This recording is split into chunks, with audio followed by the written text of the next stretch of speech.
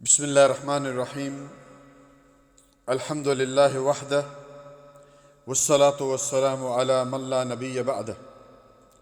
رمضان المبارک کے آخری 10 دن اور خصوصی وہ طاق راتوں میں کرنے والے اعمال۔ معزز سامعین کرام، رمضان المبارک کی طاق راتیں سال کی سب سے افضل راتیں ہیں۔ بہت سارے بھائیوں نے یہ سوال کیا کہ ان راتوں میں ہم کیا اعمال کریں۔ سب سے پہلی بات تو یہ ہے کہ تراویح سب لوگ پڑھ رہے ہیں۔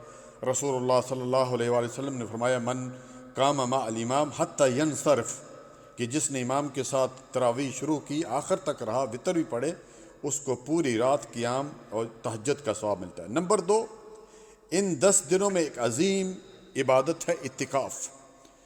اعتکاف اگر پورے 10 دن کریں تو بہت بہتر ہے، لیکن اگر اس سے کم کرنا چاہیں، 1 دن یا 2 دن کرنا چاہیں تو وہ بھی کر سکتے ہیں۔ نمبر 3، استغفار۔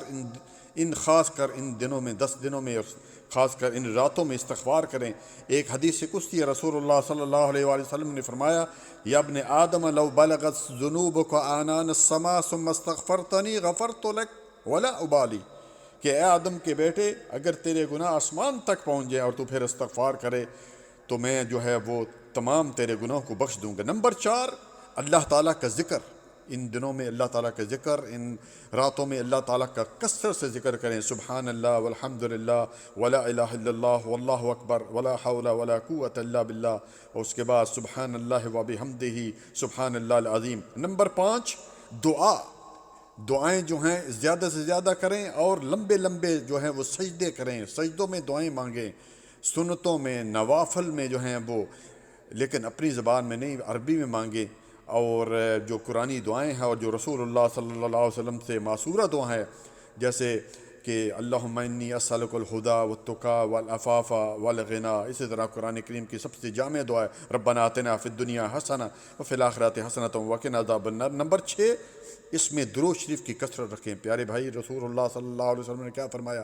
من صلی علیہ صلاۃ واحدا صلی اللہ علیہ بعشرہ، کہ جو شخص ایک دفعہ درود پڑھتا ہے 10 گناہ معاف، 10 درجات بلند، اور 10 اس کے وہ اس کو نیکیوں میں اضافہ ہو جاتا ہے۔ اور بھی بہت سارے فائدے ہیں، تو ان راتوں میں خصوصی وہ درود شریف کی کثرت کریں۔ نمبر 7، صدقہ و خیرات ہے۔ صدقہ و خیرات ظاہر ہے کہ باہر تو آپ جا نہیں سکتے، گھر میں وہ یا جیب میں علیحدہ اس کو پیسے رکھتے رہیں، اور رمضان کے آخر میں وہ کسی کی مدد کر دیں۔ اسی طرح قرآن کریم کی تلاوت ہے، قرآن کریم کی تلاوت زیادہ سے زیادہ کریں، کیونکہ ان وہ لیلۃ القدر میں قرآن کریم کا وہ نزول ہوا، شہر رمضان الذی انزل فیہ القرآن۔ تو بھائیوں اور بہنوں، فرصت ہے اس سے پہلے کہ یہ 10 دن ختم ہو جائیں اور چند دن باقی رہ جائیں۔ اللہ تعالیٰ نے قرآن کریم میں کیا فرمایا کہ ایاماً معدودات، یہ گنتی کے چند دن ہیں، مہمان رمضان المبارک، اور اس کے بعد یہ ختم ہو جائے گا۔ اللہ تعالیٰ سے دعا ہے کہ اللہ تعالیٰ ہمیں زیادہ سے زیادہ عبادت کرنے کی توفیق عطا فرمائے۔ جزاک اللہ خیراً، بارک اللہ فیک۔